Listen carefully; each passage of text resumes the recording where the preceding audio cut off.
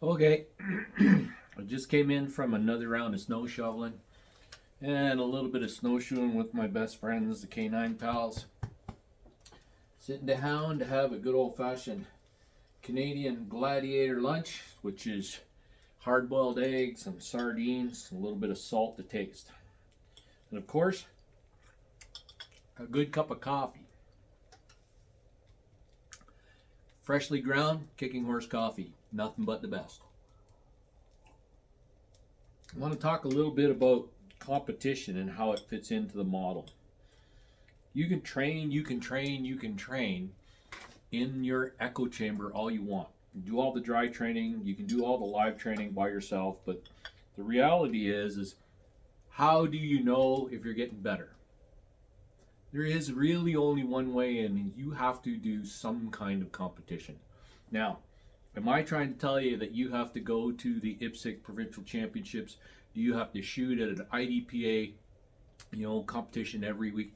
No, but you have to set up a system whereby you can measure your performance, and then you can have, at least a measure to say I am getting better or I'm not.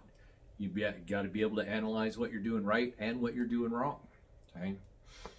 Competition is a big thing that a lot of people kind of poo-poo on, and I'll be honest, that was kind of like my thing when I served in the Boy Scouts. I was a professional competitor on the taxpayer dime, more or less, and I enjoy competition. I think there's an inherent value in it for me personally.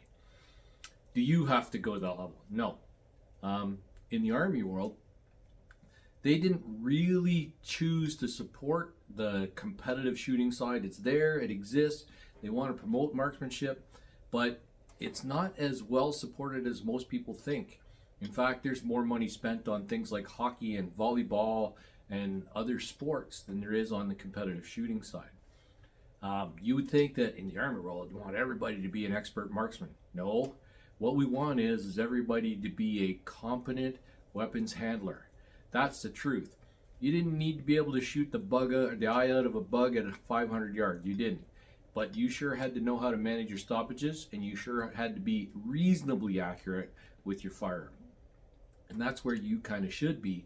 But for me, the competitive shooting side was a way of advancing that and developing that. And in the next few episodes, we'll talk a little bit about how you can set yourself up in your echo chamber, okay, or in your small group of associates to kind of measure your skill and help each other get better as you move forward with your training on this. And if you want to make it to the world championship in IPSC, you're going to seek a higher level of training. There's no doubt about that.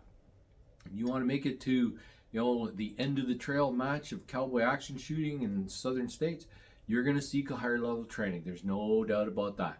But if you want to manage just being reasonably good with your firearm and expert in the sense of being competent, then you're on the right path. And I'll show you how to develop some of that stuff yourself in a competitive mindset kind of way. And we'll go from there.